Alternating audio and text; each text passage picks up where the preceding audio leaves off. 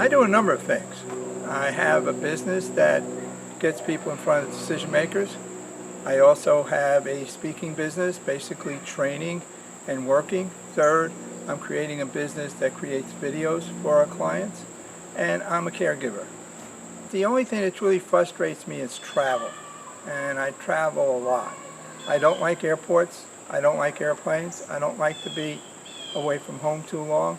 So the frustrating piece is travel. Now, since the pandemic, that hasn't really been an issue at all. I get great joy when I can actually improve someone's performance, whether it's speaking or on the job. I've been training for now over 40 years, and the amazing part is how many people have come to me and said I've actually changed their lives and things have gone better. And to me, that is the ultimate reward of just being a human being. Growing up, I had problems in school. My main job was to uphold the upper 95% of the class because I was always in the bottom of the class.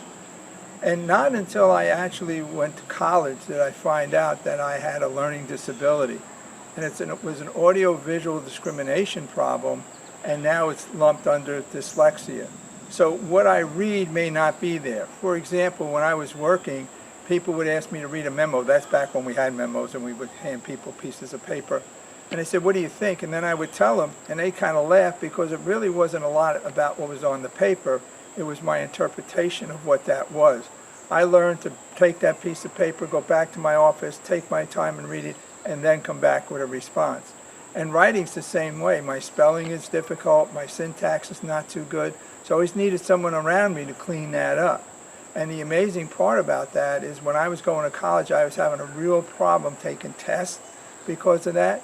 But I got an A on all of my papers. Now my wife typed my paper, never wrote it. I had to write it, but she typed it so the grammar was right, the structure was right, and I never got less than an A on a paper.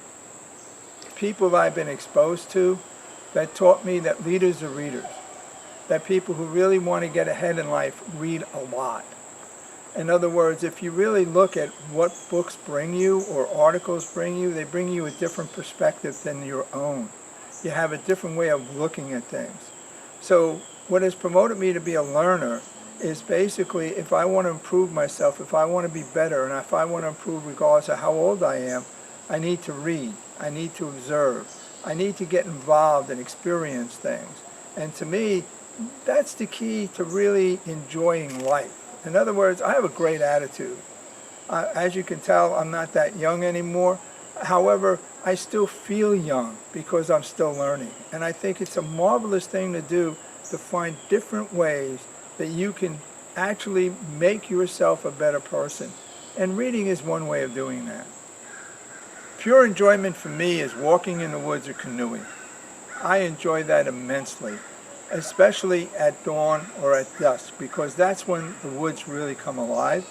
Now, we're here in my backyard. The other night I was sitting here. I had 3 deer walk within 100 feet of me.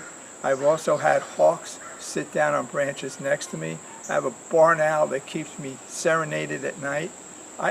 It's just, nature is a wonderful thing. And when you get a chance to get close to and observe it, it's beautiful.